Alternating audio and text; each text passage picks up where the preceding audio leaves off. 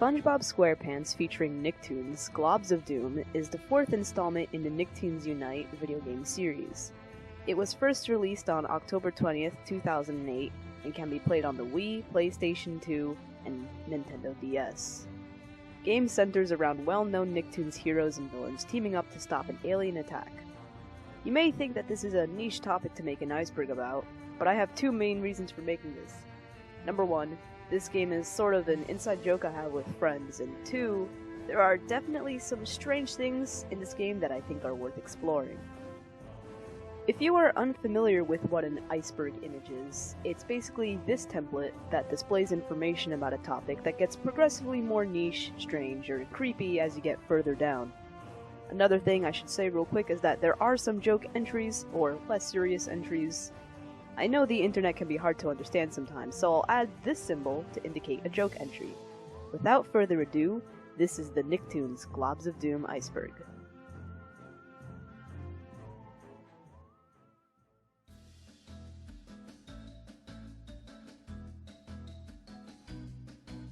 Cheat codes. This game has cheat codes that you can enter in the menu through pictures of various in-game characters. You can unlock cheats that are par for the course for most games such as invincibility, an extra attack, better mobility in the goo, and more. Fairly Odd Parent absence. In all other Nicktoons Unite games, the Fairly Odd Parents characters were prominently featured in some way, but this game doesn't have any of them in it, let alone any reference. This I find pretty weird since it is one of the most popular Nicktoons, but I guess they had to make room for tack. Whoa! DS version. The Wii and PlayStation 2 versions are near identical, but as you can see in this gameplay footage, the DS version is like a completely different game. It even features a few character battles unique to the version. Hell, they weren't even made by the same people. Honestly, the DS version looks like a bit of a downgrade, but I guess that can be said for many other games with DS ports. Bad ending.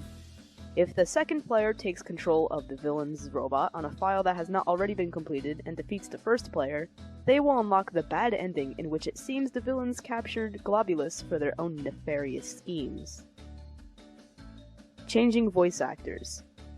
Ms. Bitter's original voice actress Lucille Bliss is instead replaced by Candy Milo in this game. While Lucille Bliss is unfortunately no longer with us, she was alive when the game was made, so who knows why she didn't come back for this.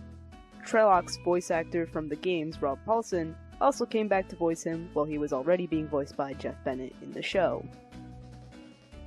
Surfing minigame. Before each level, there is this surfing minigame that allows you to collect extra points. Something quite funny is that the loading zone is not the end portal, but the area behind it. This means you can careen over the edge right before the end, and still progress with no issues. Overall quality. This is just a general, non-objective statement that this game is not that good. The graphics are scary, the gameplay is flawed, the dialogue is often stilted and dumb. My juju powers are telling me something. That you're not wearing a shirt? And there are so many glitches and inconsistencies, some of which will appear later in this video. If anyone enjoys this game, that's fine, but to anyone who says it's above a 6 out of 10, I advise you to remove your nostalgia goggles.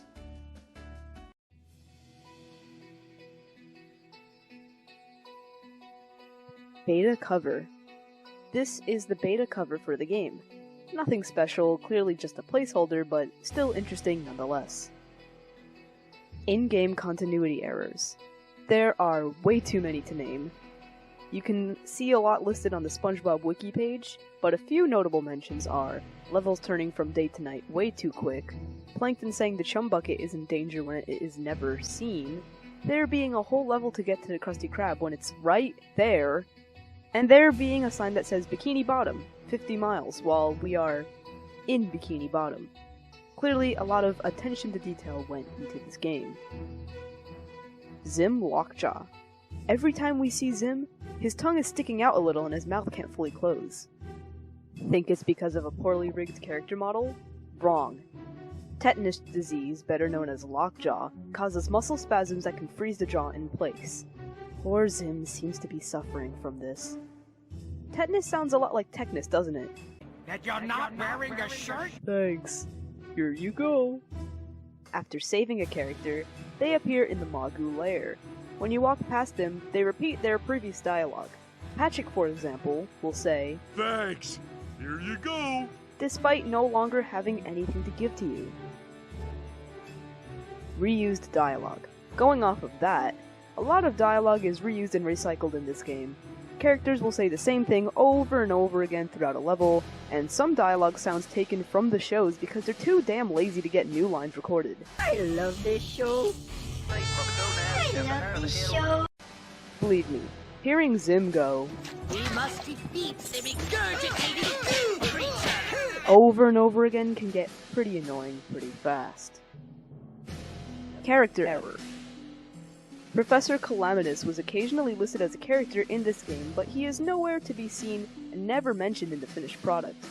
It's possible he was considered early on in development for the Evil Syndicate, but cut after they realized there were no playable women in this game. Oh, and we'll get to Beautiful Gorgeous later. Patrick's weapon.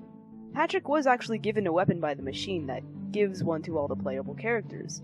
It's a chocolate bar. Its special ability, going off of SpongeBob's continuity, is implied to be regenerating so it never runs out. After all, Patrick is pretty forgetful when it comes to chocolate. You took my only food. Now I'm gonna starve. Danny doesn't know Cujo. Danny sees his green ghost dog friend get covered in goo, to which he yells out in distress. Ghost dog! However, this dog is named Cujo. I never watched Danny Phantom, so did he never bother learning his name? Did he forget in the heat of the moment? Some friend. Ghost dog! Data corruption. This game can be very easily corrupted in many ways, such as leaving the hub at the wrong time, or exiting the game before saving is complete. My friend and I lost our save data several times due to this. I'd imagine many children were very frustrated with this game. Jimmy can breathe underwater. When Jimmy Neutron enters Bikini Bottom, he shows no struggle breathing underwater. He probably has some big brain device that lets him do so because he'd straight up be dead otherwise. SpongeBob logo. The art on the box and the disc featured the 2008 SpongeBob logo, while the one on the title screen is the older one. A strange thing to overlook. How do you even make that mistake?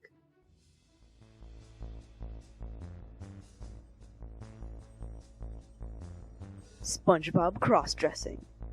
In the Ruined Mall level in Retroville, you can get this cutscene where SpongeBob and Technus cross-dress. SpongeBob says this. Does this dress make me look fat? This implies not only that he values Technus' opinion for some reason, but also that he doesn't mind cross-dressing. This may be a little lower than it should be because, SpongeBob cross-dresses a lot in the show. Oh my, this purse is so big and heavy. Honestly, that's iconic of him. It's 2021, you do you, SpongeBob. Dib's eyes. We never see Dib blink or really move his eyes in the game. The way he moves indicates that his eyes are painted onto his glasses, or his eyes may even be his glasses. Here's a hidden voice clip from Dib that only I have, for some reason. You're joining our side? Don't tell anybody, but my eyes are actually my glasses. Beautiful, gorgeous racism. Now, you may be wondering, what the fuck is this stupid ass video? But I'm here to tell you that this next clip will shock you. Aw, you're so brave and cute for such a green guy. Why does his skin color matter, Ms. Gorgeous? Why does it matter that he's green? She's super sussy, guys. Opening cutscene. The opening cutscene of this game I find very bizarre. Why are SpongeBob and Squidward outside of Bikini Bottom? Why are they just now getting back? It's implied they're going to work. What a life! It would be if I didn't have to go to work. But they're clearly farther than their homes are. Why are they so far away? Why are SpongeBob and Squidward together? Are they friends now? Do they walk to work together? Cause that'd actually be kinda cute. What's with this gay twirl SpongeBob does? Add in Patrick fat ass barreling in out of nowhere, and Jimmy showing up and being able to breathe underwater, and this makes for one strange way to start our adventure. SpongeBob, help! In the Poo-Poo Nunu Poo-Poo Nunu? Such a dumb name. In the Poo-Poo Nunu stage, Patrick somehow gets in danger, even though he's nowhere in the level otherwise. This cutscene will play. SpongeBob, help! Not only has Patrick already been saved in a level before this one, but nothing ever comes from this cutscene. You don't have to backtrack and save Patrick, and no one ever acknowledges it. Why is it in then? Why does Patrick keep needing to be saved anyway? I know this game was made with the budget of a cheese sandwich, but come on. This is just dumb. Green slime? The box art for the game features predominantly green slime, despite all of the slime in the game being orange. I suppose this was more to get in the classic Nickelodeon colors. You know what else is orange and green? The homie Pico. Know what this means? Absolutely nothing. Jimmy is a misogynist. In the Retroville stage, Jimmy has a girl-eating plant that has grown to an enormous size due to the goo. My girl-eating plant! It's grown to the size of a building! I know this plant is in the show or the continuity itself or whatever, but we have to ask why.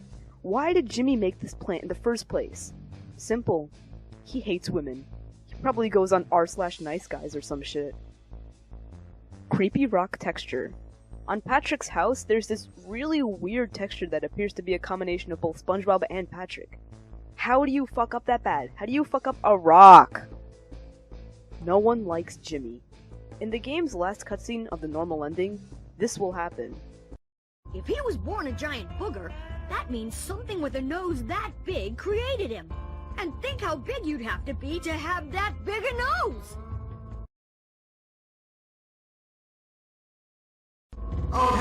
Damn, he made up a good point, guys. Is no one going to respond to Jimmy?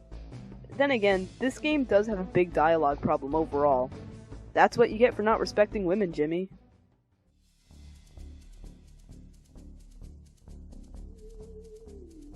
Jesus Christ. According to this random page of Spongepedia I found, a lot of people believe that Trelloc says Jesus Christ at one point in the game. This is the clip in question that people mishear. He's as crazy as a coconut, but I like how he's thinking. I didn't mishear anything. It seemed clear to me, and this page was the only indication of people ever mishearing him. Very odd. Characters die. Looking back on this, characters' fate would be more fitting. In each world, you can save some of the respective side characters from the Morphoids. Some, such as, I believe Patrick, are mandatory to move forward or otherwise progress the story. Others you can leave behind. Ever stop to think about what happened to them? Sure, the Morphoids and the goo presumably all disappear after you beat Globulus, but do they kill before that? Do they hurt the characters? What about the trauma they have to live with knowing that the heroes deemed them unworthy of rescue? Nah, this is just a stupid baby game for babies. Right? Just some food for thought. Jimmy Butterface.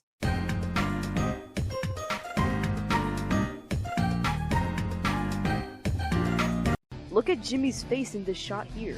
Look at the grease! You know your shit fucked up when you see the grease underwater. My boy, if you don't get some proactive on that face, I guess this is just another side effect of hating women.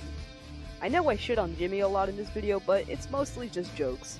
We can all safely say, however, that Jimmy is... For a butterface. Yeah, I said it. Infinite death. Time for a personal anecdote. One day, when my friend and I were playing the game, we were playing as Jimmy and Dib. We were on some level, I don't remember which, but I'll show it in the footage. And we ended up dying because we fell into the goo or whatever. All was fine. Except the game decided to respawn us right above where we died. We fell into the goo again. We ended up above the goo again. In short, what follows was an endless, hellish cycle of Jimmy and Dib meeting their goo demise. No escape, no ending, no salvation. We ended up having to reset the Wii. I wonder how many other people have experienced this glitch. Enemy dialogue. The mini Morphoids have these voice clips when you are near them.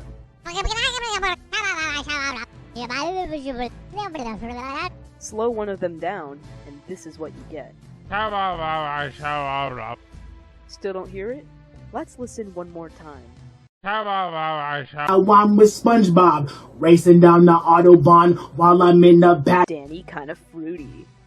Near the end of the game, SpongeBob says this line, Then it's time to chew bubblegum and blow! to which Danny replies, And we're all out of bubble gum. Danny, what does that mean? Sounds kind of fruity to me. There's also this line in the opening cutscene that has a 0.00001% chance of playing. All of us are threatened. Beautiful techness. Danny! Listen! It's 2021. Live your truth, man. If you like men, that's awesome, but Technus? Danny, he's not even cute. Come on, man. Find someone better. All of us are threatened. Toxic sludge ice cream. I was at Rita's the other day, and these fools put Nickelodeon toxic sludge in my damn frozen yogurt. How the fuck am I supposed to eat this? Well, I did, and I'm not dead. So maybe the goo and globs of doom isn't even harmful. Maybe it even tastes like marshmallow fluff.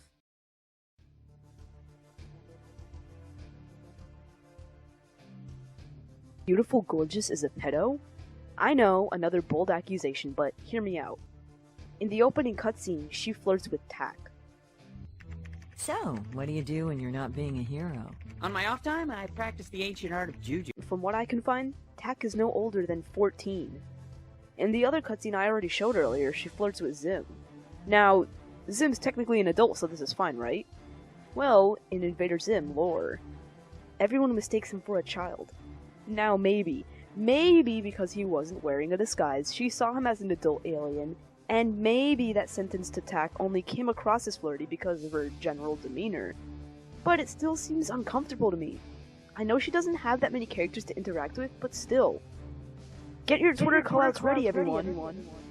You know, she does kind of look like Danny is evil? In the Amity Park cutscene, there is a 40% chance that Danny will say this. Don't stop them. Destroy Amity Park. What the fuck, Danny? That's your own home or whatever. Maybe he's just trying to impress Technus. Do better, Danny.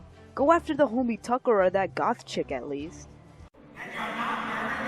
Unbeatable version of the game. I already mentioned the death loop Jimmy and Dib were stuck in, but there are two other instances my friend and I encountered that made the game unplayable. One was this section of Pupununu where the turtle that carries us never showed up. The other was at the very last battle where we couldn't progress. I can't remember specifically whether we couldn't attack or couldn't move, but either way we couldn't fight back. Judging by all of these glitches and the fact that the game gets corrupted so easily, it's safe to say, in my opinion, that somewhere out there is a completely unbeatable save file. I'd pity the poor soul that owns that save file, but chances are they moved on to play an actual good game. Like Nicktoons MOB! And finally, religious implications. In the game's lore, the universe was started not by the Big Bang, but by the Big Sneeze. Yeah, I know, it's stupid as hell, but it also raises a lot of questions. Does the rest of the world know about this? Who is this who sneezed? Is this God? Why are Globulus and the Morphoids considered boogers when the sneeze literally created everything else? At the end, Globulus decides to travel the universe and right his wrongs. If he really is older than time, and people learn about this, will people worship him as an angel? As a god? Since he's using SpongeBob's image as a symbol of good, what if people start to worship SpongeBob as well? Am I talking out of my ass? Absolutely! But I think if the sequel focused on any of this, it'd be very memorable to say the least. And that's it for the Nicktoons Globs of Doom Iceberg. Did you enjoy it? Learn something interesting? I hope so. Let me know in the comments if there's anything I possibly missed. Video credits will be in the description, and I'll see you guys next time. Bye! Oh yeah, yeah, woo! Oh yeah, oh yeah, yeah, go Fergie, yeah, woo!